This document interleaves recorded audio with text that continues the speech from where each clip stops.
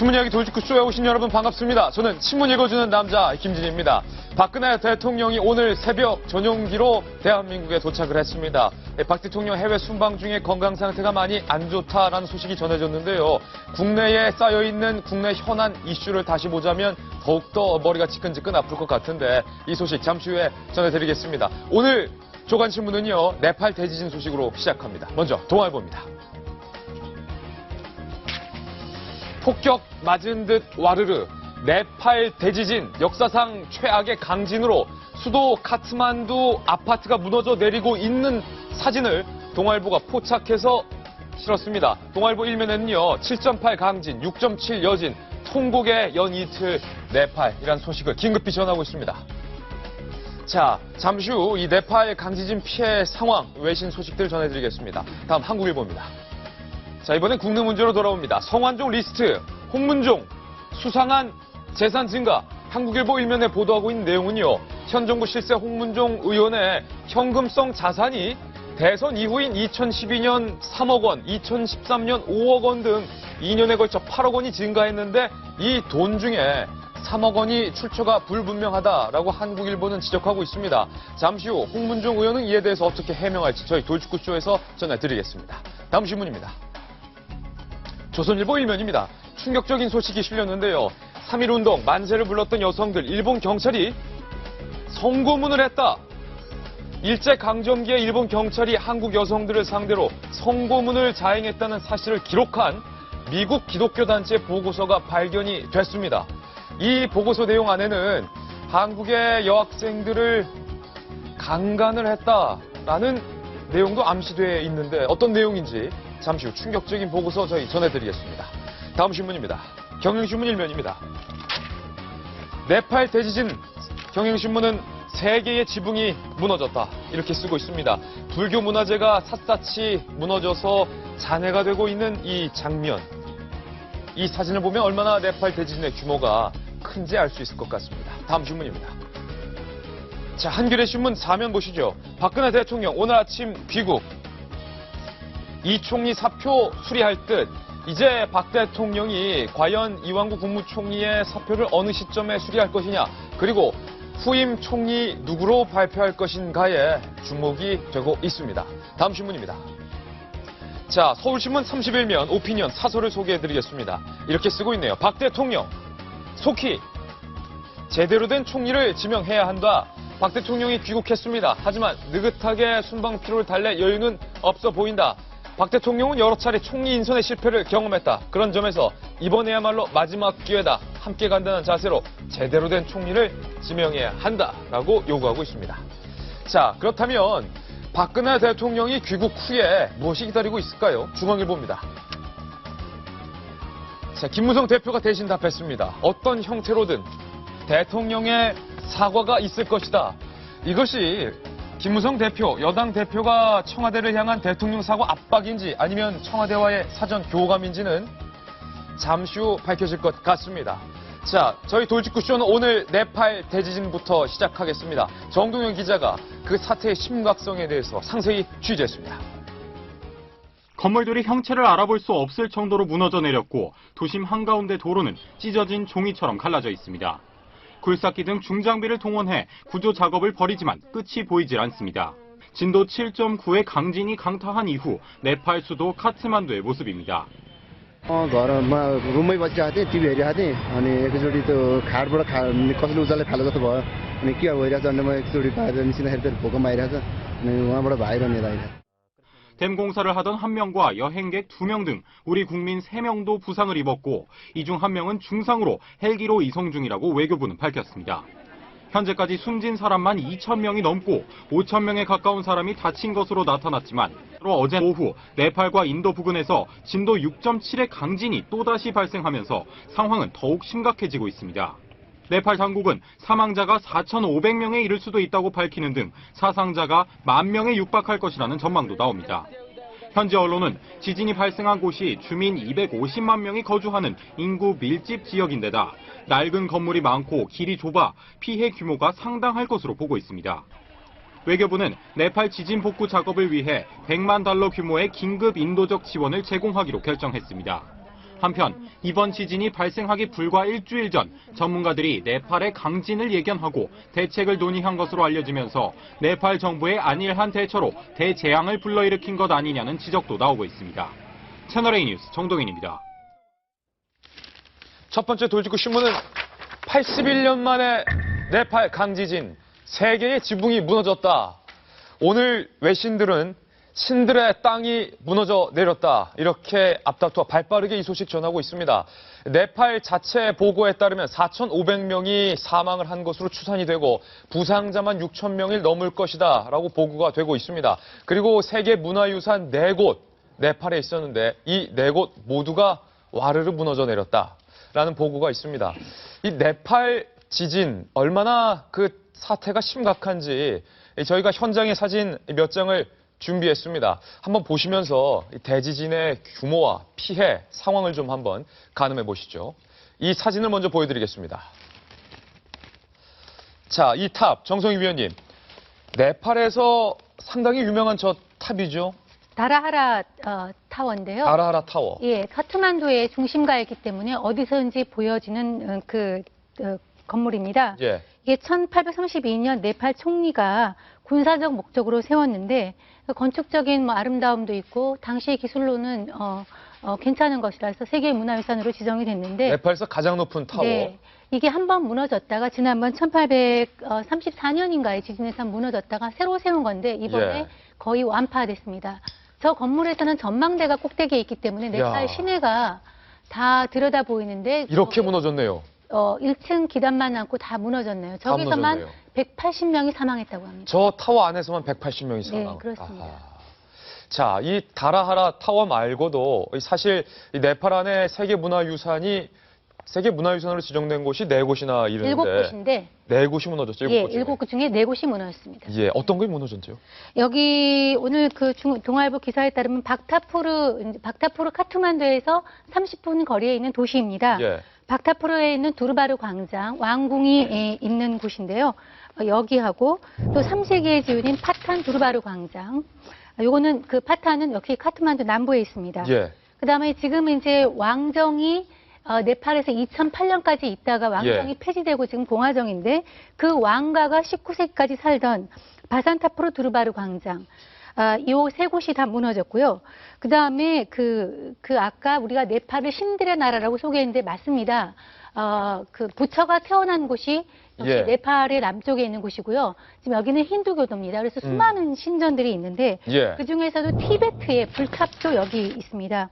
이 티베트 불탑이 스투파라고 하는 건데 예. 단일 규모로서 세계 최대입니다. 아마 사진에서 많이 보셨어요. 엄청나게 큰 탑에 부처의 눈 2개가 이렇게 있는 그 불탑이 예. 있는데 사람들이 거기를 돌죠.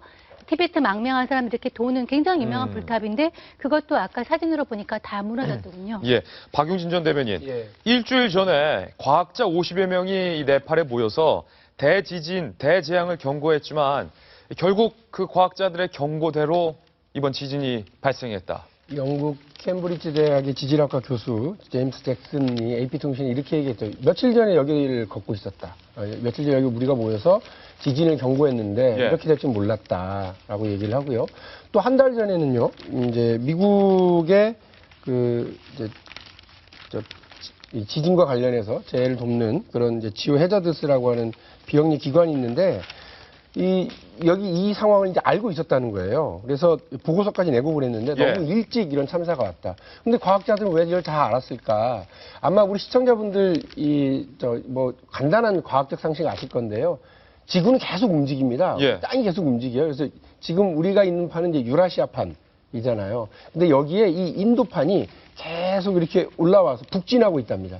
지금도 매년 45mm씩을 계속 밀어붙이고 있는 중이라고 예. 하고요. 이번 지진으로 무려 카트만두는 3m가 움직였대요. 어마어마한 이제 위력이죠. 근데 이러한 그 상황에서 카트만두 시민들은 위험함을 알면서도 이거를 예. 워낙 최빈국 국가이기 때문에 이걸 어떻게 내진 설계라든지 이런 걸 할 수 있는 방법들이 없기 때문에 위험을 알고도 어떻게 보면 방치하고 있었던 거 아니냐. 예. 카트만두 지금 이 인근에 사는 인구만 무려 250만. 예. 10년 전부터 이런 지진이 일어날 것을 알고 있었음에도 불구하고 경제적으로 너무 극빈하기 때문에 아마 이런 내진 설계 같은 거는 하지 못한 것으로 보이는데요. 예. 이번에 굉장히 많이 파괴된 것이 이유가 이 카트만두가 3m가 움직였다고 하는데 그 에너지가 2008년 그 중국 수안 대지진의 1.4배 규모라고 합니다. 그러니까 굉장히 지진이 크게 난 것이죠. 근데 이게 더 충격을 주는 것이 얼마 전에 방송에서 보니까 네팔에 있는 친구 집을 찾아가는 뭐 그런 방송도 있었고 또 젊은 친구들이 네팔을 굉장히 가고 싶어 하는데 예. 그 가고 싶어 하는 곳이 갑자기 저렇게 되다 보니까 좀 우리가 느끼기에 충격이 더 큰 것 같습니다. 에베레스트 산의 높이도 이번 대지진으로 낮아졌다. IT 대지진의 17배 규모의 굉장히 강진이다. 이렇게 지금 기록되고 있습니다. 그렇죠. 특히 이제 아까 말씀해 주신 것처럼 에베레스트 히말라야 산맥 일대가 아시아판과 인도판이 충돌한 지역이기 때문에 예. 특히 이번에 에베레스트 산에 눈사태가 엄청나게 일어났습니다. 예. 그래서 베이스 캠프, 현재 히말라야를 에베레스트 등반 가장 좋은 계절이랍니다. 지금이. 예. 그렇기 때문에 지금 한 5,300m 고지에 있는 지금 사진도 나옵니다만 베이스 캠프가 있습니다. 여기에 한 1,000여 명이 그러니까 네팔인들 가이드들과 또 각국에서 온 등반객들, 예. 우리 한국인들도 한 30명 가 있다고 그러는데, 한국인 등반객도 지금 저 베이스 캠프에 그렇죠. 고립돼 있었는데 이제 있습니다. 다 뭐 구조는 어느 정도 됐다고 알려져 예. 있습니다만은 거기에 눈사태 일어났어요. 거기서도 현재까지 밝혀진 건 한 17명이 지금 사망을 했다고 그럽니다. 그런데 이제 네팔이요, 우리하고 상당히 관계가 있는 나라입니다.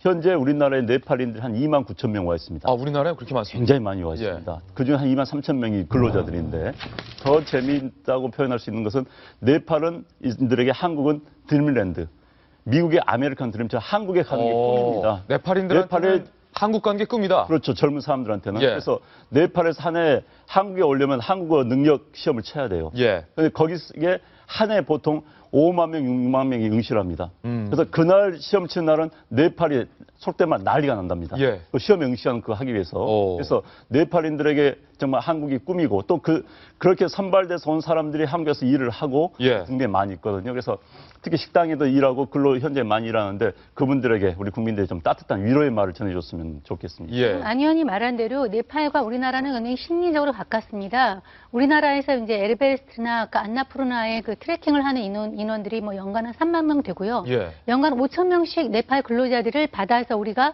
3만 명 정도가 일을 하고 있습니다. 그래서 굉장히 심리적으로 우리한테 가까운 나라이고 또 네팔이 아까 말한 대로 세계 최빈국입니다. 예. 그 1인당 국민소득 639달러, 제가 어저께 조사를 해봤는데 북한보다 낮습니다. 아, 북한보다 못 사는 나라가 네팔이다. 얼마나 가난한지를 아마 예. 짐작을 할 수 있을 것입니다. 그런 나라이기 때문에 아까 말한 대로 저런 지진을, 그 자연재난을 했을 때 자력으로 저거를 재건하고 구호 활동할 능력이 없습니다. 예. 그 정부가 지금 100만 불을 지원하기로 했지만 민간 차원에서도 좀 구호와 저거 재건을 도울 수 있는 그런 어떤 지원이 절실합니다. 예. 저는 우리 정부에서도 이번 사건을 보면서 지금 오늘 대책 회의를 하겠다는 겁니다. 오늘. 그럼 오늘 대책 회의에서 선발하면 내일 모레나 출발할 수 있을 것 같아요. 사실 우리가 이제 국제사회에 기여를 하는 국가가 되지 않습니까? 그래서 이런 최빈국에서 나온 이런 자연재해에 대응할 수 있는 팀을 좀 있었으면 좋겠어요. 그래서 예. 어제 보내면 속된 말 지금 보내야지 효과가 있습니다. 구조 예. 활동도. 그리고 생색도 나고요. 예. 그런데 이제 회의하고 이제 좀 너무 늦습니다. 이럴 때 예. 정말 순발력 있게 대응을 하고 또 보낼 수 있는 그런 게 시스템이 됐으면 좋을 것 같습니다. 예. 박근혜 대통령이 오늘 새벽에 귀국해서 비행기 안에서 이 네팔 국민들에게 심심한 위로의 뜻을 표명한 바도 있습니다. 박 대통령이 오늘 귀국했습니다. 아마 고민해야 하고 해결해야 할 과제가 산적해 있는 것 같은데요. 자연스럽게 이 주제로 넘어갑니다. 두 번째 돌직구 신문입니다. 자, 해외 순방 중에 고열과 복통에 시달렸던 부상 투원 박근혜 대통령 오늘 아침 이른 아침에 전용기로 귀국을 했습니다. 박 대통령이 귀국한 모습을 김성진 기자가 취재했습니다. 2주간 중남미 순방을 마치고 귀국한 박근혜 대통령. 빡빡한 일정으로 순방 중 링거를 맞으며 악정고투했는데 돌아오는 길에도 몸 상태가 좋지 않아 기내에서 주치의의 검진을 계속 받았습니다. 편도선이 붓고 고열과 복통에 시달려 기내 인사와 기자 간담회도 생략한 채 안정을 취했습니다. 하지만 국내 현안이 산적해 있어 요독을 풀 여유는 없어 보입니다. 이르면 오늘 오후 예정된 수석 비서관 회의에서 대국민 메시지를 내놓을 것으로 보입니다. 청와대 관계자는 홍보수석실이 메시지 초안을 올렸다며 이완구 총리의 사표 수리와 이번 사태에 대한 사과와 유감 표시, 측근도 예외 없다 등 3가지 언급이 담길 것으로 안다고 전했습니다. 늦어도 내일 국무회의 전까진 어떤 식으로든 언급이 있을 것으로 전망됩니다. 여야 모두 대통령을 압박하고 있는 데다 수요일 치러지는 재보궐선거를 의식해서라도 서둘러 입장을 내놓을 것이란 분석입니다. 채널A 뉴스 김성진입니다. 네, 박근혜 대통령이 해외 순방 중에 링거 주사를 맞으면서 해외 순방 일정을 강행했다라는 이야기가 이 대통령 전용기에 탑승한 기자로부터 속속 전해지고 있는데요.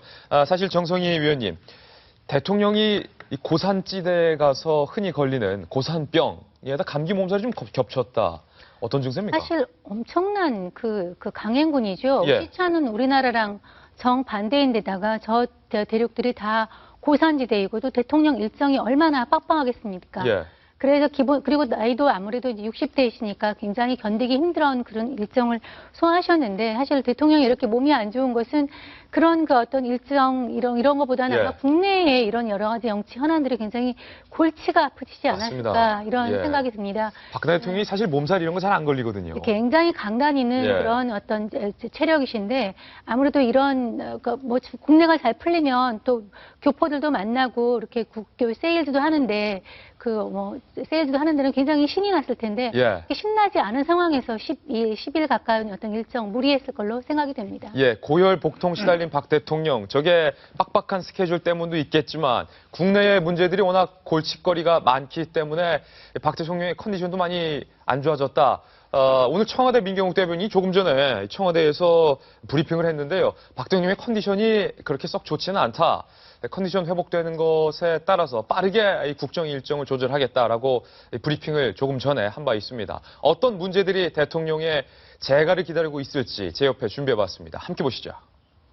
자, 첫 번째, 박 대통령의 머릿속엔 아마도 아이고야, 이 성완종 리스트를 어떻게 수습할 것인가에 대한 고뇌가 순방 내내 머릿속을 떠나지 않았을 것 같습니다. 그리고 두 번째는 이제 이 총리를 어떡할꼬, 이 총리가 견디지 못하고 사퇴 의사까지 표명했는데 사표는 수리해야 되는데 다음 인선 누구? Who's next? 이것 때문에 굉장히 고민할 것 같아요. 수첩을 계속 봤을 것 같은데 세 번째는 이 표류하는 국정과제, 공무원연금 개혁 등등 현안해야 할 것들이 굉장히 많습니다. 현안한 과제들이 연말정산 문제도 아직 해결이 안 됐는데 성완종 리스트 속으로 다 빨려 들어가면서 이것을 어찌할꼬 고민이 많을 것 같은데 자, 박용진 전 대변인, 저 중에서 가장 우선적으로 처리해야 할 문제가 있다면? 사표부터 처리하셔야죠. 처리. 예.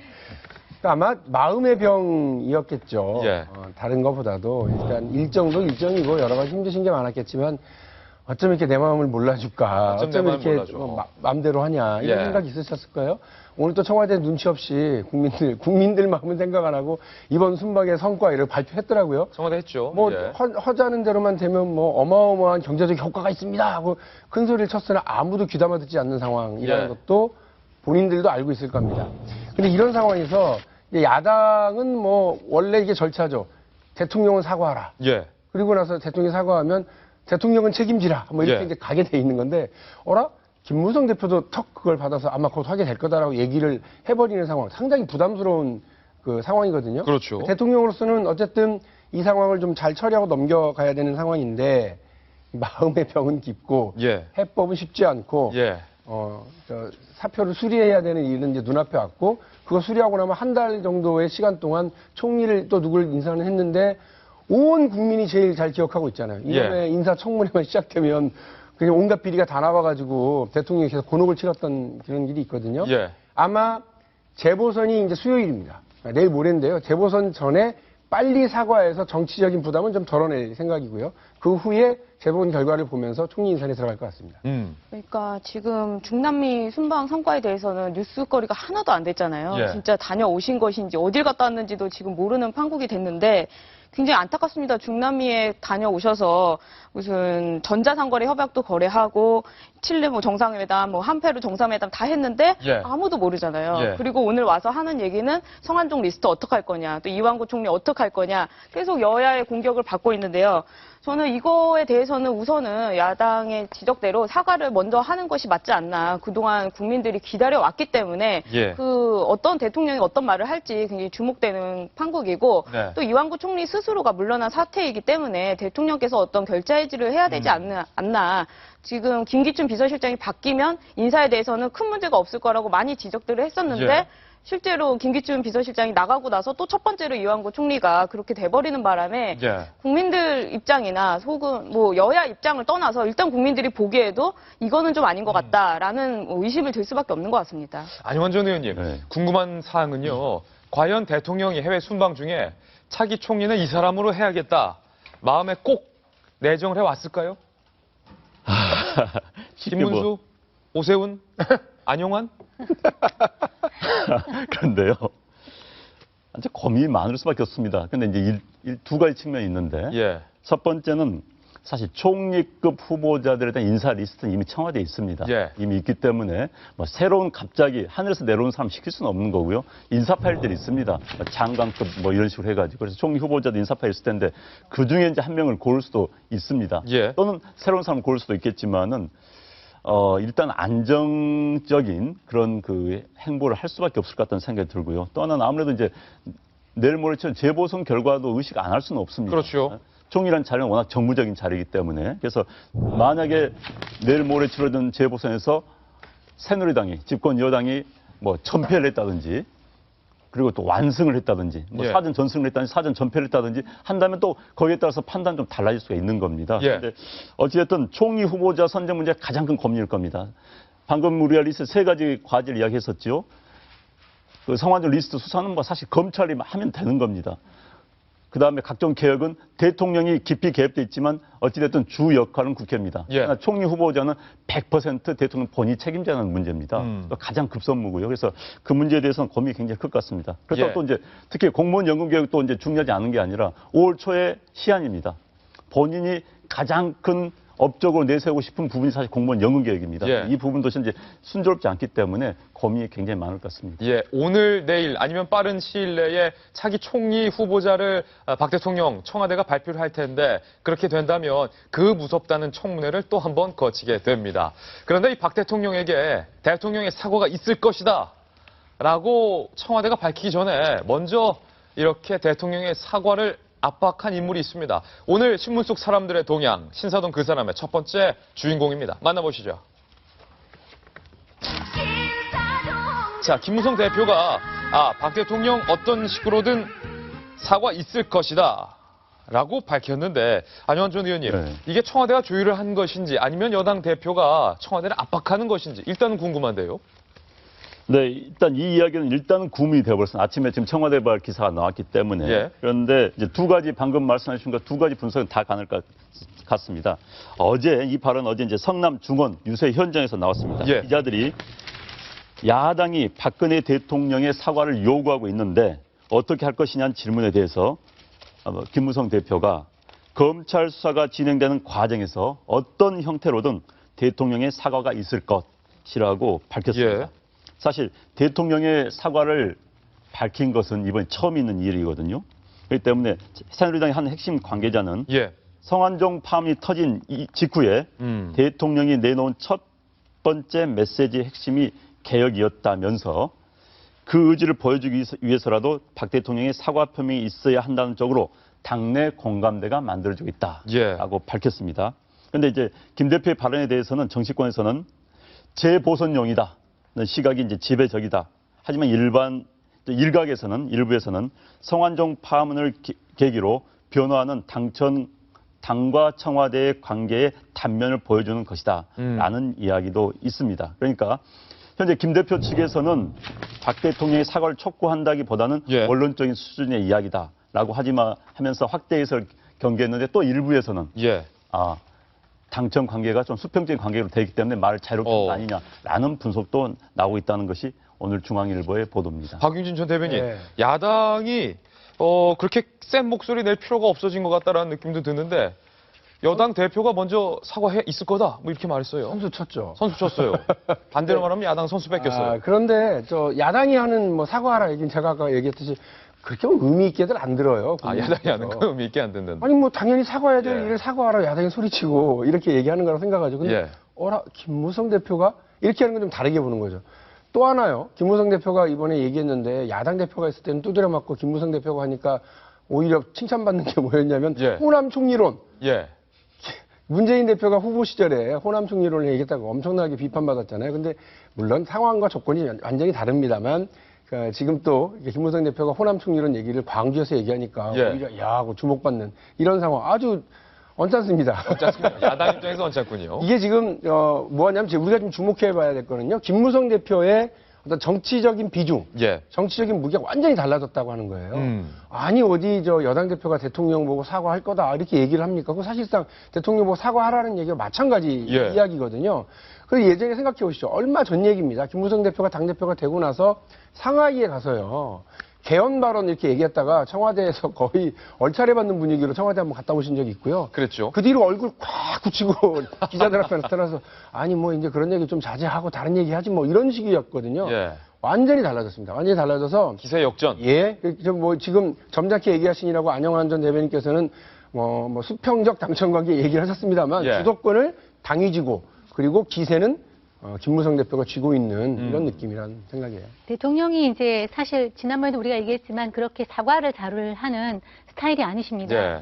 그러니까 지금 집권 2년 반 동안에 기초연금 100%에서 70% 후퇴했을 때도 국무회의 때 앞으로 좀 죄송한데 앞으로 더 예산이 들어면 늘어날 거다 이런 식으로 우회적으로 사과를 했지 직접적인 사과는 이제 세월호 국면밖에 없는데 예. 오늘 어떻게 사과를 할지 사과의 내용과 형식, 그 담을 메시지 이런 것에 상당히 이목이 집중되는데 왜냐하면 대통령이 어떤 스타일상 직접적인 사과를 안 하고 꼭 이런 지금 성환호 리스트 예. 사태에 대해서 꼭 남의 말 하듯이 하기 때문에 유체이탈 이런 얘기까지 했는데요. 안타깝다. 네, 안타깝다. 총리의 고뇌를 느낀다. 국민의 입장은 동떨어진 이런 식의 사과 스타일이었는데 오늘 대통령이 몸이 안 좋지만 사과한다는 얘기가 아침에 청와대에서 흘러나오기 때문에 오후에는 대통령이 좀 직접 사과를 하는 모양새가 되지 않을까 싶은데 예. 저는 이것이 내용과 형식상 굉장히 좀 진지하고 낮은 자세로 내 탓이오. 오히려 본인이 내 탓이오 하면은 지지도 오릅니다. 예. 대통령이 어떤 사과가 지금과 좀 완전히 다른 정말 본인이 어떤 책임감을 많이 느끼는 그런 어떤 내용이 담겼으면 하는 그런 바람이 있습니다. 예, 사과를 한다면 오늘 하는 것이 적힌다에? 그렇죠. 다녀온 직후니까 지금 하는 것이 좋은데 그 방식에 있어서도 기자회견을 할 것인지 아니면 또 무슨 회의를 주재하면서 거기서 나와서 얘기할 것인지는 좀 다른 것 같은데요. 우리가 올해 초에 박 대통령이 기자회견을 하실 때 기자들과의 대담을 하실 때 그래도 좀 진전된 모습을 좀 보여주셨거든요. 그러니까 이번 사태에 대해서도 본인이 총리를 선택을 했기 때문에 그에 대해서 또 국민들한테 기자회견 형식으로 대국민 담화 형식으로 말을 하면 좋겠지만 또 안 그럴 수도 있는 거니까 예. 그 부분에 대해서는 좀 기대를 해봐야 될 것 같습니다. 예, 이래저래 박근혜 대통령이 귀국한 후에 머리가 아플 일이 많을 것 같습니다. 자, 지금까지 박 대통령의 귀국 소식에 대해서 보도해드렸습니다. 황급하게 길을 건너 택시를 타는 무기수 홍승만. 홍승만은 서울 청량리역으로 행선지를 정했습니다. 지난 21일 이른 아침 홍승만을 태운 택시기사는 홍승만이 급하게 서울을 벗어나려는 것처럼 보였다고 밝혔습니다. 차가 막힐 것 같다고 말하자 행선지를 동서울 터미널로 바꾸려 했다는 겁니다. 차가 이제 많이 막힐 겁니다. 내가 그랬거든요. 그랬더니 동서울 터미널은 뭐냐고 물어보더라고요. 그래서 아니 여기 잠실대가 넘으면은 바로 라고 그렇게 제가 얘기를 했어요. 그러나 도로가 별로 막히지 않아 다시 행선지를 청량리역으로 바꿨다는 홍승만. 다급해 보이긴 했지만 택시에서 별다른 말이 없던 홍승만은 청량역에 내려 역사 안으로 사라졌습니다. 10,000원짜리 2장을 받고서는 거실러준 걸로 제가 얘기해요, 잔돈을. 그리고 내리면 바로 옆에가 광장이거든요. 그래서 그쪽으로 가는 것 같은. 경찰은 CCTV를 분석해 홍승만이 기차를 타고 강원도로 잠입한 것으로 파악하고 있습니다. 강원도 나와 있는 터미널이라든지 역이라든지 예. 이 부분에 대한 CCTV를 전체적으로 다시 확인하고 있습니다. 부산도 그럼 확인하고 계신 거죠? 터미널 정도에 도착했다는 내용이 있어가지고 도주가 길어지면서 장기화하는 게 아니냐는 우려도 커지고 있습니다. 채널A 뉴스 이서연입니다.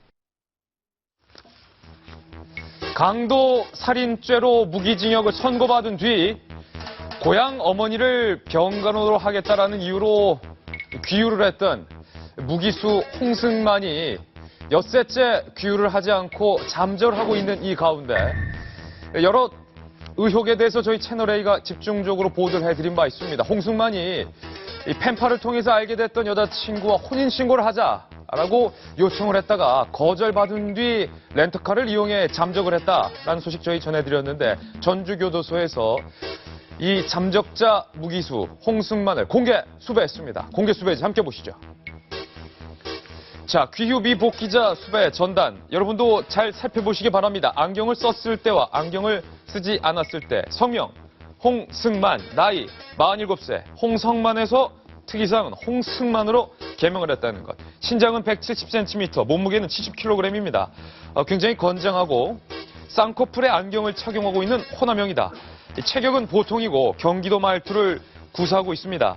당시 미색 잠바에 여러 색이 섞인 등산복 바지, 검정 구두를 착용하고 있었습니다. 강도 살인으로 내연녀를 살인한 혐의로 무기징역을 선고받고 전주교도소에서 수감 중인 자로 귀유 중 21일 4시까지 전주교도소로 복귀하지 않고 아침 7시 이후 연락이 두절됨. 이로부터 벌써 엿새째입니다. 자, 그래서 이 전주교도소에서는요, 공개 수배에 이어서 현상금까지 걸었습니다. 함께 보시죠. 귀유 미복귀자 홍승만 수배 전단. 현상금 1,000만 원. 여러분의 신고와 제보가 사건 해결에 결정적 단서가 됩니다. 자, 저희 채널A에서 단독으로 방금 보도해드린 내용. 홍승만이 택시를 타고 이동하고 있는 모습. 청량리역에 내려줬다라고 택시기사가 어제 저희 채널A 취재 기자와 단독으로 만나서 청량리역에 내려줬다라는 증언을 한 바 있습니다. 청량리역에서 이 홍승만이 과연 어디로 이동하고 있을지 저희는 아직 알 수 없지만 홍승만을 목격하신 분이 있다면 저희 채널A나 전주교도소 측으로 연락을 해주시면 감사하겠습니다. 다시 한번 말씀드립니다. 엿새째, 그러니까 7일째 잠적 중인 무기수 홍승만을 태운 택시기사를 저희가 단독으로 확인한 결과 얼마 전까지 이 부산을 진입했다라는 내용도 전해진 바 있지만 청량리에 내려줬다. 서울을 급히 벗어나려 하는 것으로 보인다라고 택시기사는 증언을 한 바 있습니다. 자, 배승희 변호사님. 네. 자, 지금 홍승만, 무기수 홍승만의 추정 도주로가 나오고 있습니다. 전주에서 시작해서 송파로 갔다가 안양을 거쳐서 다시 청량리역에 내려줬는데 강원도 쪽으로 가지 않았을까? 저희들은 예측을 하고 있습니다. 강원도에서 부산에 진입한 것이 아니냐라고 관측되고 있는 여러 보도도 있습니다만 도주로가 굉장히 전국적입니다. 어떻게 보십니까? 청량리역에서 출발하는 열차가 부산으로 바로 가는 게 없기 때문에 아마 뭐 추적을 따돌리기 위해서 강원도도 갔다가 또 거기서 내려오는 부산으로 가는 게 또 어렵기 때문에 그런 도주로를 이용하는 것이 아닌가 생각이 들고요. 예. 이분이 지금 무기징역을 선고받았는데 가석방 요건이 되려면 10년에서 15년 정도는 복역을 해야 됩니다. 그런데 그 감형을 조금 받으면 가석방 요건이 조금 쉬워지니까 그것을 펜팔하던 연인 관계에서 혼인신고를 받아서 그것으로 감형을 좀 받고 하려고 했는데 이 여자가 혼인신고를 해주지 않겠다고 거절을 하니까 아마 나가서 이런 일을 벌인 것 같습니다. 예. 그런데 지금 문제는 전주교도소에서 도대체 이 수감 인원을 어떻게 관리를 하길래 나갔다가 들어오지 못하는 일이 발생하느냐, 바로 이 부분에도 지적사항이 있게 되는 것이죠. 자, 결혼을 하게 될 경우에 감형 조치가 내려질 수도 있다. 가석방 요건 일부 중에 그 교도소 안에 있는데 혼인을 하게 되면 아무래도 혼인한 여자가 혼자 살게 되니까 그런 부분을 감형 요건에 좀 포함을 시켜줍니다. 이제 그런 거를 이용해서 본인이 가석방을 받고 싶었겠죠. 지금 무기징역을 살고 있으니까 가석방을 받으면 15년 이상 살아야 되는데 지금 7년 정도 살았으니까요. 아마 그거에 덧붙여서 감형 받기 위해서 한 것 같습니다. 예, 죄목이 사실은 굉장히 잔인한 죄목입니다. 물론 젊은 시절에 지은 죄이기는 하지만 내연녀를 살해했습니다. 강도 살인 혐의로 무기징역을 선고받고 지금까지는 굉장히 모범수 생활을 했기 때문에 더군다나 어머니가 아프시기 때문에 고향에 가서 어머니 병간호를 좀 하고 오겠습니다. 친형이 보증 사인까지 해줘서 사실은 귀유 조치를 줬는데 이 전주교도소의 문제를 하기는 어려울 것 같아요. 왜냐하면 이런 부모님이 아프거나 이런 경우는 하게 돼 있으니까요. 그런데 이제 이 사람의 그 충돌을 보면은 그 펜팔을 했던 여자친구와 이렇게 관계가 있었던 것 같은데 여자친구랑 혼인 신고를 하면 아까 말한 대로 예. 감형의 요인이 되기 때문에 그걸 추진했던 것 같은데 이게 보도에 따르면 여자친구가 신체 장애가 있는 여성입니다. 아, 그렇군요. 40대 여성입니다. 그리고 실제로 한 번 만났는데 그때도 만남이 처음이라고 합니다. 예. 그러니까 결혼이라는 것은 굉장히 인생의 중대사인데 편지만으로 결혼을 결심하고 그러기는 여성 입장에서 쉽지가 않았을 것이고 예.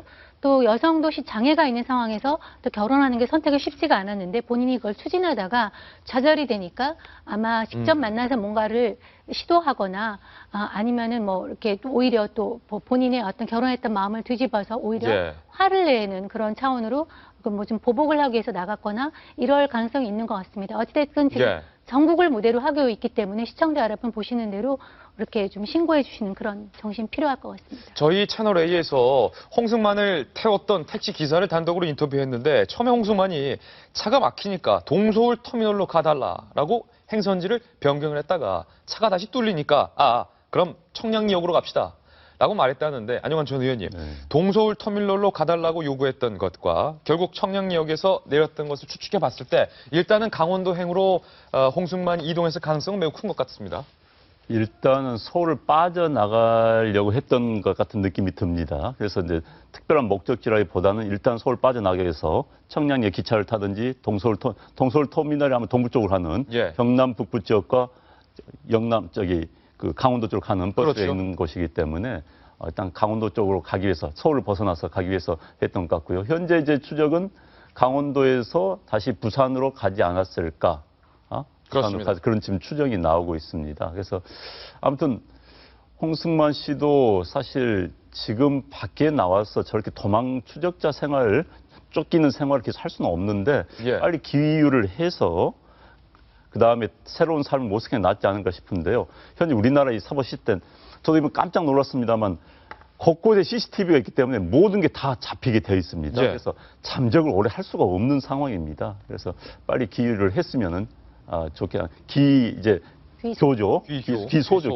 기소했으면 하는 생각입니다. 예, 이 다른 언론에 따르면 26일 그러니까 어제죠. 어제 홍승만이 부산으로 잠입하는 것으로 보이는 영상이 포착됐다. 뭐 이런 보도도 있었습니다만 그래서 강원도 아니면 부산 쪽에 현재 홍승만이 거주하고 있을 가능성이 지금 매우 크게 점쳐지고 있습니다. 예, 그렇죠. 근데 지금 홍승만 씨가 제대로 지금 파악이 안 되는 이유 중에 하나가요. 현대인이면 다 가지고 있는 것들을 갖고 있지 않기 때문에 그래요. 카드와 핸드폰이요.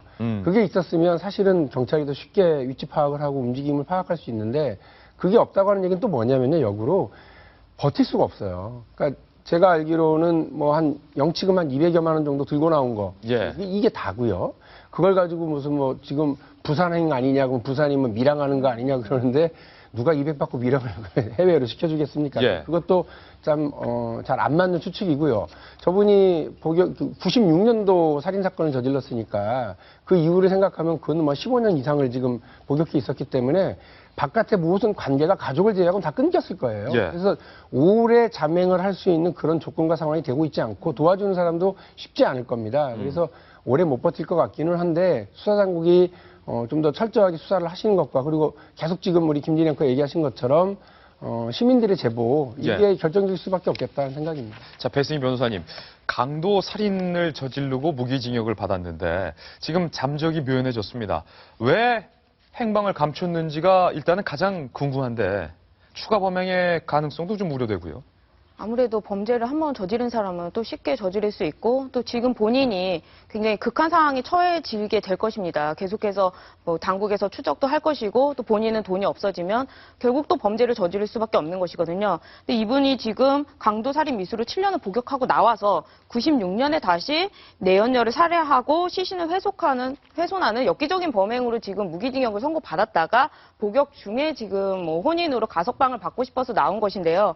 그렇다고 본다면 지금 심리 상태가 일반인이 상상할 수 있는 수준은 아닐 거라고 생각이 듭니다. 그래서 혹시라도 부산 지역에서 어떤 또 살인이 발생할 수도 있고 지금 거의 다 살인죄였거든요. 예. 그러다 보니까 좀 위험성이 있는 인물이니까요. 좀 관심 있게 지켜보고 혹시라도 의심이 되는 것은 좀 경찰에 신고를 하셔야 되는 게 맞는 것 같습니다. 자, 정 의원님, 아까도 말씀하셨는데 지금 배승희 변호사도 추가 범행의 우려가 지금 매우 크다. 그러니까 그 살인이나 강도 같은 경우는 재범이 굉장히 높습니다. 아, 그렇습니까? 네. 그리고 본인 지금 얘기했지만 돈이 없기 때문에 그리고 본인이 목표했던 바가 지금 이루어지지 않아서 나온 상황이고 예. 쫓기고 있기 때문에 아까 말하면 추가적인 범행이 있거나 아니면 본인이 극단적인 선택을 할 가능성 둘 다 있습니다. 그렇기 때문에 아까 말한 대로 이제 부산이라고 해서 사람이 밀항 가능성을 얘기하는데 이 사람이 지금 밀항 루트를 찾아서 한다는 건 좀 곤란한 일인 것 같고요. 예. 그래서 지금 아마 두 가지 가능성, 본인의 극단적인 어떤 자해나 자살을 할 가능성이나 예. 아니면 추가적인 범행을 가능성 둘 다 있기 때문에 역시 신고가 가장 큰 관건이라고 보겠습니다. 예. 기후미복 기자 홍승만의 수배 전단을 저희가 마지막으로 다시 한번 보여드리겠습니다. 지금 전국을 신출귀몰하게 잠행하면서 움직이고 도주하고 있는 상황입니다. 현상금 전주교도소와 경찰 측에서 1,000만 원을 걸었습니다. 현상금을 걸고 공배 수배를 했다는 것은 이번 잠행 사태가 굉장히 시급하고 위험성이 있다라는 판단에서 1,000만 원 현상금을 내건 것이기 때문에 저희 돌직구쇼를 시청하고 계신 전국에 계신 많은 시청자분들께서는 지금 보여드리고 있는 이 수배 전단을 유심히 잘 봐주시길 바라겠습니다. 네, 자 귀유를 하지 않고 잠적한 무기수 홍승만 소식에 대해서 전해드렸습니다. 이제는 신문 속 사람들의 동향, 신사동 그 사람 두 번째 인물로 넘어가겠습니다. 만나보시죠. 네, 성완종 리스트에 이름을 올렸었던 인물이죠. 새누리당의 홍문종 의원이 재산이 수상하다. 한국일보가 오늘 대대적으로 보도하고 있는데 박용진 대변인, 네. 홍문종 의원의 재산과 관련해서 어떤 의혹입니까? 홍문종 의원이 유명하잖아요. 그 예. 재산 신고 중에 기린 뭐 있었잖아요. 예. 박제가. 이게 아프리카 박물관을 소유하기 때문에 생겨난 거다 이랬죠. 근데 아프리카 박물관을 인수하는 과정에서 100억대 빚이 있고요. 그러면 뭐 이자가 엄청나게 많이 나갈 거 아닙니까? 100억대 빚이면 이자가 상당하겠네요. 예. 그런데 한국일보가요. 이 홍문종 의원의 재산 신고 내역을 쭉 지난 3년간 거를 쭉 보니까 좀 이상하네. 국회의원이니까 받아야 되는 세비가 있죠. 또 정치 자금, 정치 후원금을 받는데요. 그것도 본인의 이름으로 개설했기 때문에 어쨌든 그것도 신고 대상입니다. 예. 그거 합쳤죠. 그리고 국기원의 이사장으로서 활동하는 활동비도 따로 받았던 모양이에요. 예. 그걸 한 푼도 안 쓰는 걸로 하고 더하기만 잘 해봐도 늘어난 재산에 못 미치는 거예요. 재산이 워낙 많이 늘었다. 예, 뭐 한국일보가 대단한 걸 한 게 아니라 더하기 빼기만 쭉 한 겁니다. 그랬는데 이 돈은 뭐지? 라고 해서 물어봤는데 특별한 답을 지금 못 하고 있는, 안 하고 있는 상황이에요. 그러면서 한국일보가 보도한 건 뭐냐면 지난 대선에서 조직을 관리했던 홍문종 의원이 늘어난 현금성 자산을 제대로 소명하지 못한다면 의심은 어디로 가요? 대선 자금으로 갈 수밖에 없다. 더구나 성완종 전 경남기업 회장이 죽기 전에 홍 의원에게 대선 자금 2억 원을 현금으로 전달했다라고 밝혔잖아요. 예. 그렇기 때문에 이 돈에 대한 관심 그리고 이유를 알 수 없이 늘어난 이 현금성 자산 또 도대체 뭐냐라고 의심을 하고 있는 그런 거를 쭉 얘기를 했고요. 그런데 참 좀 이상한 건 이런 의혹이 이제 가능하죠. 이제 공직, 공무를 이용한 사익 편취 의혹 이거 지금 얘기한 거거든요. 한국일보가. 그래서 좀 이상한 건 저하고 안영환 전 의원하고 둘이 이제 앉아서 이 얘기를 하면서 아무리 사람이 그래도 그렇게 이른바 자기 이게 보통 우리 시중에서 그냥 하는 말로 뺑장이라고 그러잖아요. 돈을 이제 꿀꺽하는 거. 그거 한 돈을 자기 이름에 있는 통장에다 넣었을까? 그건 좀 이상한데? 라고 생각을 했는데 이 돈이 그러니까 본인이 제대로 해명하지 못하면 모두가 다 그렇게 생각을 하는 거예요. 그렇죠. 그러니까 아마 오늘 해명한다고 하시는데 분명하게 하셔야 될 것 같다는 생각입니다. 이 공교롭게 이 성완종 리스트, 고 성완종 회장이 홍문종 의원에게 전달했다는 금액 2억 원을 전달한 시점이 2012년 대선 때입니다. 그런데 한국일보가 의혹을 제기하고 있는 시점도 2012년에 3억 원, 2013년에 5억 원, 총 8억 원이 상식적으로 이해되지 않게 급하게 자산이 불어났고, 그러니까 국회의원이 받는 세비와 고정 수입을 다 제외하고 추가로 8억 원이 소명되지 않았다는 부분이고, 거기에 이어서 2012년에 성완종 회장으로부터 2억 원을 받았다라는 부분에 대해서도 사실 이영구 국무총리와 홍준표 도지사에 대한 의혹을 파헤치느라 홍문종 의원에 대해서는 조명받지 못했던 측면도 있었거든요. 맞아떨어지는 거 아니냐 이런 분석인데 어떻습니까? 글쎄요. 그런데 어느 사람이 부정으로 받은 돈을 자기 이름의 통장에 넣을 수가 있을까요? 저는 용기가 대단한 사람이죠. 그건 대단한 배짱이든 아니면 뭘 뭐든 둘 중에 하나인데 그건 쉽지는 않을 것 같습니다. 예. 그렇게. 그리고 지금 저도 지금 신문 기사를 보고 상당히 뭐 궁금한 점이 많이 있었어요. 그렇죠. 그런데 이제 너무나 뚜렷이 몇 억이 팍팍 늘어나니까 국회의원 세비로 그렇게 몇 억이 늘어날 수가 없습니다. 사실은. 2년 만에 8억 벌 수 있습니까? 쉽지는 않죠. 그건 불가능한 이야기인데 그렇다면 불가능한 사실을 했다는 것, 그럼 했다는 것은 뭔가 이유가 있지 않나 싶습니다. 그래서 예. 오늘 이제 본인의 해명이 나오는데 그 들어보고 판단을 해야 될 것 같습니다. 그런데 현재 나온 것으로는 있을 수 없는 이야기고 그래서 또 나름대로 속사정이 있지 않을까 싶습니다. 만약에 속사정이 있다면 이분 통장은 화수분이 아닌가. 어떻게 돈이 늘어나는지. 특히 대선 자금에 본인이 돈을 안 받고 조직 관리를 썼다고 했는데 조직 관리하면 돈이 굉장히 많이 들거든요. 자기 사비 털어서 하면 당연히 돈이 줄어들어야 상식에 맞는 건데 이분은 돈이 늘었어요. 어떻게 국회의원들은 땅을 사면 땅값이 오르고 회사를 운영하면 이 매출이 오르고 재테크의 규제들인데 홍문종 의원도 이 부분에 대해서는 돈을 썼다고 했는데 돈이 늘었으니까 명쾌하게 해명을 좀 할 필요가 있는 것이죠. 빚이 당시에 100억 원이 있었던 상황이었는데 정 의원님 어떤 방법인지는 모르겠으나 8억 원이 늘었고 그런데 그 8억 원이 늘었던 시점은 대선이 있었던 시점이고 홍문종 의원은 당시 대선에 큰 조직을 관리하고 있었던 정말 중요했던 위치였고 성완종 회장은 또 그때 돈을 줬다고 말하고 있고. 그러니까 여러 가지 의혹이 이제 홍문종 그 개인을 향하고 있습니다. 아까 말했지만 대선의 조직 관리를 하는 시점에 예금이 8억이 늘었는데 아마 은행 거래를 할 때 우리는 1,000만 원씩을 뭐 넣고 하는 일이 없어서 잘 일반 분들은 모르시겠지만 현금을 1,000만 원 이상 입금할 때는 금융감독원에 신고하게 돼 있습니다. 그러니까 이거는 이제 본인의 해명을 정말 잘 해야 되는 상황이라서 만약 현금을 1,000만 원 이상씩 하루에 들어가는 거래가 있으면은 이건 좀 수상한 자금으로 봐야 되고요.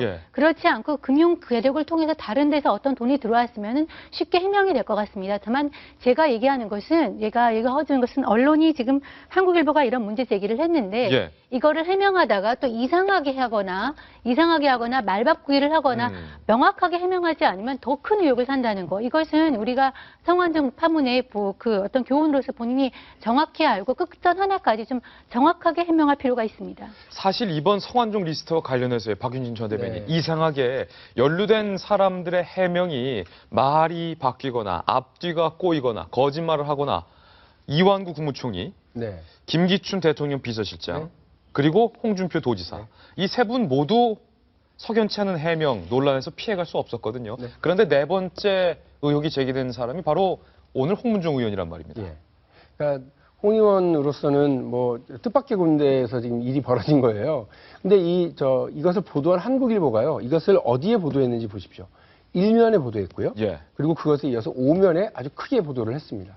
한국일보사가 뭐 이른바 중도지 이렇게 얘기를 해가지고 아주 팩트에 중심을 해서 취재를 아주 잘하기로 유명한 회사 중에 하나예요. 그런데 여기서 이렇게 했다고는 얘기는 단순히 더하기 빼기만 해본 게 아닌 겁니다. 뭔가 다른 게 계속 있다고 생각을 하고 만일에 홍문종 의원이 오늘 뭐라고 그 이야기를 하면 거기에 대한 반박 자료까지 준비하지 않았을까라고 하는 것이 제 느낌과 생각입니다. 그런데 지금 중요한 것은 아까 이제 말씀하신 것처럼 금융당국에다가 이제 3천만 원인가 1,000만 원인가를 계속 넣든지 빼든지 계속 신고가 자동으로 가게 돼 있습니다. 이 사람이 돈을 넣었다 뺐다가. 근데 이게 지금 계속 축적되어 왔는데 그러니까 안영환 전 대변인도 말씀하시는 게 그런 부정한 돈을 넣었을 리가 있느냐. 그렇게 바보는 없다. 이렇게 생각을 하는데 아무리 봐도 이것을 해명할 방법이 없는 거죠. 보통도 그래서 의원들이 어떻게 했었느냐면 아버지가 돌아가셨는데 너무 많은 조의금이 들어왔었다. 그걸 갖고 있다가 그냥 넣었던 거다. 이런 경우가 하나 있고요. 젊은 분이면 돌잔치가 있었는데 이럴 수도 있죠. 두 번째 돌잔치. 그런 게 있고요. 그리고 이제 뭐 어떤 경우는 출판 기념회 때 엄청 많이 들어왔다. 이렇게 할 수도 있어요. 세 번째 출판 기념회. 그래서 한 8억 정도를 처음에 한 2억 넣어놨다가 다음에 또 한 5억 넣어놓고 뭐 이렇게 했다. 집에 두기가 뭐해서 그렇게 해명을 하더라도 지탄받을 일이 돼버리는 거죠. 어떻게 책 팔아가지고 8억을 봅니까? 근데 여튼 아주 곤란한 처지에 빠져있게 됐고 말씀하신 대로 이 자기가 한 말을 자기가 뒤집어야 하는 성완종 리스트에 연루된 자들의 이 업보에 똑같이 걸리지 않기만을 바랄 뿐입니다. 오늘 한국일보 제목을 보면요. 한국일보 기사 내용에서는 성완종 회장이 2억 원을 전달했기 때문에 홍문종 의원의 재산 증가 때 그 2억 원이 포함되어 있다라고 기사 내용에는 어느 곳에도 밝히지 않았습니다. 하지만 제목을 보면요. 굉장히 미묘한 제목을 뽑았습니다. 사실 홍문종 수상한 재산 증가만 해도 문제가 완성되지만 그 앞에 성완종 리스트 홍문종 줄을 또 바꿨죠. 수상한 재산 증가. 대선 직후 2년간 예금 8억 늘어 3억 출처 불분명 의혹 커져 불법 대선 자금 논란 확산 전망. 하고 싶은 말은 저 기사 안 들어가고 제목에 다 들어가 있습니다. 과연 홍문종 의원이 잠시 후 이에 대한 공식 해명을 하기로 밝혔는데 저희 돌직구쇼 생방송 중에 홍문종 의원의 해명에 대해서 저희가 전해드리겠습니다. 그런데 관련해서 말입니다.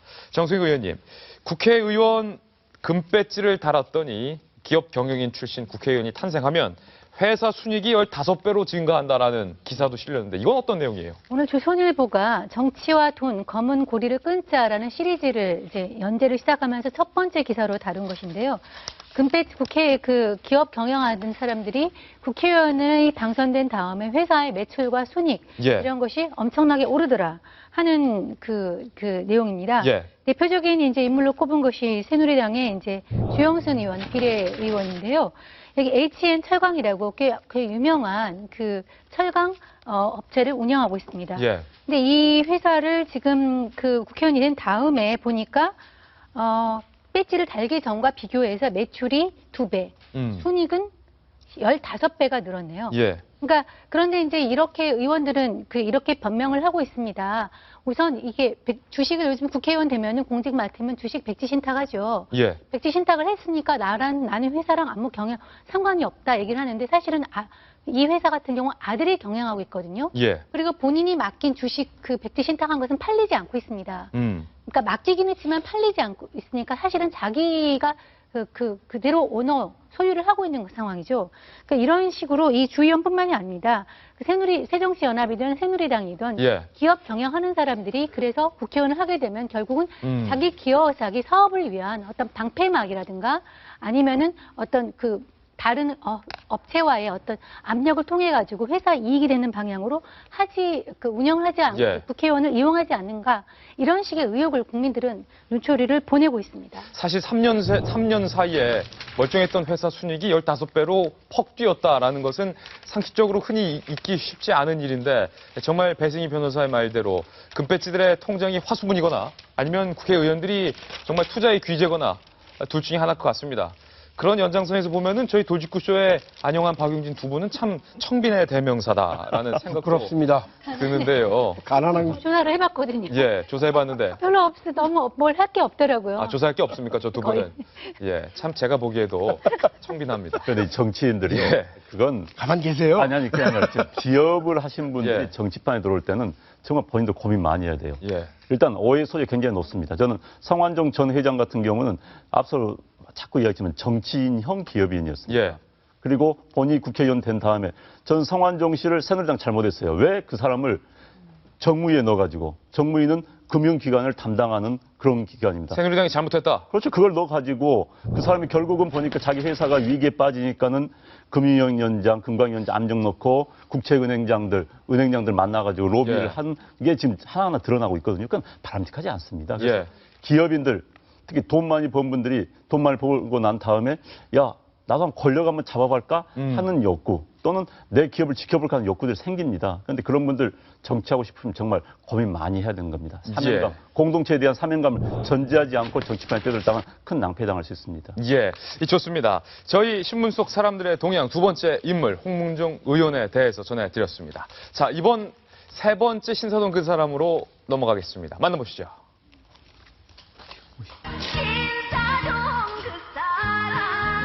아베가 아시아의 중심이다?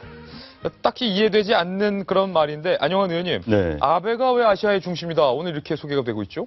이제 미국 입장에서 볼 때 미일 동맹, 일본이 미일 동맹에서 가장 중요하다 아시아에서. 그래서 미국을 위해서 일본이 아시아의 중심에 있다라고 이야기를 하고 있고 아베가 지금 역사적인 일본인들의 표현대로 하면 역사적인 미국 방문길에 올랐습니다. 그래서 아베가 이제 미국 가서 사실 굉장히 상징적인 지금 행보를 하고 있어요. 역대 일본 총리 가운데서도 이번 아베의 방문은 아베의 외할아버지가 기시 노부나케 외할아버지입니다. 예. 1957년도에 방문할 때 굉장히 의미 있다고 했는데 그 이후 외손자가 지금 다시 미국 방문하고 있습니다. 전후 70년, 그러니까 태평양 전쟁이 끝난 다음에 2차 세계대전이 끝난 70년이 된 올해 미일 관계가 급변을 하고 있습니다. 예. 미국 입장에서 본다면 일본을 내세워서 중국을 견제하고 싶은, 또 일본은 그런 미국의 속셈을 알아가지고 본인들의 표현들은 보통국가, 예. 2차 세계대전 이후에 자기들 표현대로 왜곡되었던 국가를 바꿔서 이제는 전쟁을 할 수 있는 나라, 예. 보통국가를 만들겠다는 게 아베의 꿈입니다. 예. 그 아베의 꿈을 미국을 통해서 실현하고 싶다. 그래서 그 실현의 첫 행보가 이번 미국 방문이다. 예. 이런 일정이죠. 그래서 지금 아베가 이번에 가가지고 먼저 보스턴을 방문해가지고 존 케리 미 국무장관의 사저에서, 사실 쉽진 않습니다. 예. 국무장관 사저에서 식사를 합니다. 그리고 워싱턴으로 또 와서 국빈급, 일본은 왕조 국가입니다. 천황이 국왕입니다. 원수입니다. 그렇기 때문에 아베는 국가 원수가 아니기 때문에 국빈 방문할 수가 없습니다. 그런데 현재 미국 측에서는 아베의 방문을 국빈 수준에 준하는 그런 환대를 하고 있습니다. 왜? 아베를 이용해서 중국을 견제하기 위해서. 예. 그렇다 보니까 이번 아베 행보는 또 하나는 이제 보스턴에 가가지고 하버드 대학교에서 강의를 합니다. MIT 방문합니다. 그리고 워싱턴에서 홀로코스트는 유태인들을 예. 홀로코스트 기념탑에 헌화를 합니다. 그런데 이게 상당히 의미 있는 게 우리가 보기엔 굉장히 가증스러워요. 가증스럽죠. 그러니까 동아시아에 있어서는 자기들의 침범, 침략, 식민 지배에 대해서는 제대로 사과하지 않는데 미국에 가가지고 홀로코스트 유태인 학살 그걸 기념하는 그걸 추모하는 그 탑에 가서 헌화를 한다? 상당히. 그런데 미국인들한테는 굉장히 또 통하는 겁니다. 예. 미국은 유태인들이 장악하고 있는 나라입니다. 그 유태인들한테 자 나는 이렇게 전후 반성을 하겠고 이제 일본이 세계 평화를 위해서 기여하는 그런 국가가 나왔다. 예. 이런 이야기를 하기 위해서 간 거거든요. 그런데 이제 전 이번에 아베 그 출국 인사 중에 이게 굉장히 저는 좀 마음이 아팠던 게 있습니다. 우리는 왜 그런 말을 못할까? 아베가 미국과 세계의 미래를 논하기 위해서 나는 미국으로 간다. 예. 세계의 미래를 위하기 위해서. 한국 국가원수가 나가면서 세계 미래라는 이야기 할 수 있습니까? 그래서 한국과 일본의 차이자 우리 국가 지도자들이 한계를 느끼는 예. 그런 멘트였습니다. 어찌됐든 아베 이번 미국 행보는 국제 관계에서도 특히 동아시아 국제 질서에 큰 영향을 미치는 역사적인 그런 측면이 있지 않을까 싶습니다. 아베가 가증스럽다. 이렇게 말씀하셨는데 그 이유가 있습니다. 사실은 아베의 미국 행보를 소개해드리고 싶었던 것보다도 오늘 조간신문에 보도되고 있는 충격적인 내용이 있습니다. 미국에서 한 보고서가 뒤늦게 발견이 됐는데 이 보고서를 열어봤더니 3.1 만세운동을 했던 우리의 여학생들을 일본이 성고문을 펼쳤다라는 충격적인 이 선교사들의 당시 리포트가 뒤늦게 발견이 된 겁니다. 배승희 변호사님 어떤 내용인지 자세히 설명 좀 해주시죠. 지금 이 문제의 문서가 미국 뉴욕 맨하튼의 뉴욕 한인교회 창고에서 발견이 됐다고 합니다. 일본 경찰이 3.1운동 직후에 한국 여성들을 데리고 가서 성고문을 했다는 사실이 선교사들을 통해서 이 작성이 된 것인데요. 제3자의 객관적인 시각으로 작성된 리포트입니다. 그렇죠. 한국인이 아니라 외국인이 작성했다는 점에서 굉장히 큰 의의가 있는 것이죠. 예. 이 문서 내용을 보면 일본 경찰이 자행한 고문 같은 경우에는 젊은 여성과 여학생들을 발가벗기고 또 신문하고 고문하고 어떤 성적인 고문을 많이 한 것이죠. 그리고 학대한 행위들이 포함되어 있는데요. 이런 상황에 대해서 처벌이 이루어지고 있지 않다라는 얘기들이 적혀져 있습니다. 그러니까 공공연하게 성고문을 펼쳤다, 일본 순경들이. 그렇죠. 그래서 이 선교사들이 이걸 보고 일본 측에 요구를 했다고 합니다. 정확한 통계 자료를 내달라 성고문에 대해서. 그랬더니 일본에서는 없다고 하기도 하고, 또 선교사들이 일본 정부에 가혹행위를 중단해달라 요청을 했는데 오히려 기술을 더 발전시켜서 고문 형태를 더 늘어나기도 했다고 합니다. 그런데 지금 일본 아베 총리가 가서 과거사 중요하지 않다. 우리는 모르겠다. 그리고 위안부도 교과서에서 다 빼버리지 않았습니까? 이런 부분이 이제는 미국 내에서도 선교사들, 특히 그 당시를 보고 있던 외국인들도 다 알고 있었다는 것이죠. 예. 이거에 대해서 아무렇지도 않게 넘어간다는 일본의 만행이 참 어이가 없습니다. 정성희 의원님, 이 리포트에 보면요. No charge is made of rape under these conditions라고 하면서 이런 상황에서는 강간에 대한 처벌이 이루어지지 않는다. 왜 그러냐면 이 강간, 성폭행, 성고문이 어디에서 이루어졌습니까? 경찰에서 이루어졌거든요. 예. 이 당사자가 개인 간의 그 관계가 아니고 경찰이고 이거 문서가 작성된 시점이 1920년 6월입니다. 그러니까 1919년 그렇죠. 19 이듬해부터 그 다음까지, 그러니까 3.1 운동 때 대량으로 검거한 여학생들을 대상으로 해서 경찰, 이들을 수사하고 조사하는 경찰에서 조직적으로, 제가 보기엔 조직적으로 이루어진 것이기 때문에 당연히 경찰이 그 강간의 가해자가 되니까 어디 차지, 여기 아까 영어로 얘기했지만 당연히 기소되지 않고 처벌받지 않는 것이죠. 그거를 외국인 형교사가 문제라고 보고서 자기 본국에 보고하기 위한 보고서 내용이기 때문에 자료적 가치가 상당히 큽니다. 예. 우리가 아까 아베 얘기를 했지만 아베가 지금 미국을 방문해서 아시아의 중심이 되고 그다음에 미일 동맹을 공고해서 중국을 견제하는 국가로 나가고 싶지만 아베가 이번에서 하고 싶은 것은 과거사 지우기입니다. 과거사 지우기다. 우리는, 그러니까 일본 입장에서는 그런 거죠. 우리는 전후에 평화적인 이 평화 국가로서 이 역할을 다해왔으니까 우리를 믿어달라, 우리 앞으로 나가겠다고 하는 건데, 우리의 피해관 우리 입장에서 보면은 분명히 역사와 우리한테 피해를 입힌 이런 그 역사가 있는데 이거는 없던 걸로 해달라, 우리 좀 잊어달라. 한국이 아마 굉장히 싫을 겁니다. 왜냐하면 우리는 끝까지 과거사에서 발목을 잡고 있으니까. 예. 이건 믿고 우리의 앞으로를 봐달라고 했는데 이런 것들이 계속 나오고 있고, 또 위안부 할머니가 워싱턴에 지금 가서 증언을 하고 있습니다. 자기들은 문서만 보고서 위안부의 강제동원 사실이 없다고 하는데, 문서만 보고 없다고 하는데 살아있는 할머니 증언자들이 있어요. 예. 세상에 그런 법이 어디 있습니까? 그러니까요. 문서에 없다고 하고 살아있는 사람의 증언을 무시하는 이런 식의 과거 무시 행보이기 때문에 우리가 지금 이 자리에서 아베를 비판하는 것입니다. 예. 자, 박윤진 전 대변인. 사실은 이런 뉴스를 보면은 굉장히 화가 나고 저는 굉장히 피가 끓습니다. 우리의 여학생들을 사실 아무 무장도 하지 않고 태극기 들고 만세 운동 펼치면서 평화적으로 만세 독립운동 펼쳤던 우리의 여학생들을 말입니다. 체포해서. 네. 일본이. 그런데 정말 이제 답답한 건 뭐냐면 예. 한 반년 전을 돌이켜보면 아베가 그때는 국제적으로 고립된 상황이었어요. 시진핑 국가주석이 중국 주석이 딱 얼굴을 외면해버렸잖아요. 예. 악수를 하면서요. 나 너 보기 싫어 솔직히 이렇게 했다고요. 그리고 그 박근혜 대통령과의 관계에서 옆자리 못 앉았어요. 딱 떨어져 앉았고요. 서로 그러니까 마주보고 정상회담을 한 게 아니었습니다. 완전히 다르게 지금 했고요. 북한과도 그렇고 미국도 상당히 그것 때문에 힘들어했어요. 예. 지금 상황은 뭐냐면 마치 한일 수교를 할 때처럼 아니 빨리 공산당들이 내려오는 걸 막아야 되는데 한국하고 일본이 자꾸 싸우면 어떡하니 해서 한국을 압력을 넣어가지고 한일 수교를 하게 되지 않습니까? 그 허겁지겁. 근데 지금 상황이 꼭 그렇습니다. 뭐냐면 일본은 오히려 전방위로 뜁니다. 근데 한국은 지금 북한과는 대화 안 하죠. 중국과의 관계 특별히 발전되지 않고 있죠. 오히려 일본은 오히려 중국하고 관계를 맺어서 뚫고 나가고 북한하고도 마찬가지인데 보다 적극적인 대외 외교 활동 이거 좀 해야 될 것 같습니다. 예. 3.1운동 직후 여학생 송구문까지 했다. 이 내용, 이런 거야말로 진짜 교과서에 다뤄야 될 내용 같은데. 자, 광고 후에 다시 돌아오겠습니다. 잠깐만요. 자, 오늘 돌직구쇼 저희 네팔 대지진 소식으로 시작을 했는데 이 네팔에 얼마나 아름다운 풍경들이 많았는지 되돌려보면 이 대지진이 더욱더 가슴이 아픈 이유기도 합니다. 그래서 저희가 대지진 전에 네팔의 아름다운 사진들을 몇 장 모아봤습니다. 자, 사실은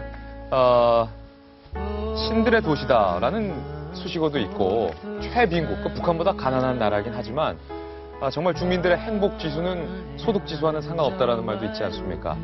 에베레스트, 히말라야 이 자락에서 평화롭게 있는 모습들을 저희가 준비했습니다.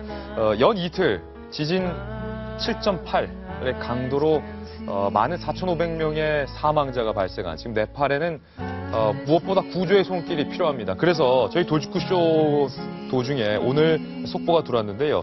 청와대에서 대한민국 구조대를 네팔에 파견하기로 전격적으로 결정했다라는 뉴스 속보도 들어와 있습니다. 자, 돌직구쇼 오늘 저희가 준비한 순서 모두 전해드렸습니다. 마지막으로 부탁드리고 싶은 말은 네팔을 위해서 기도해 주시기 바라겠습니다. 저희는 내일 아침 9시에 더욱더 풍성한 기사 들고 여러분께 인사드리겠습니다. 오늘 하루는 분명 어제보다 더 나을 겁니다. 좋은 하루 되십시오. 고맙습니다.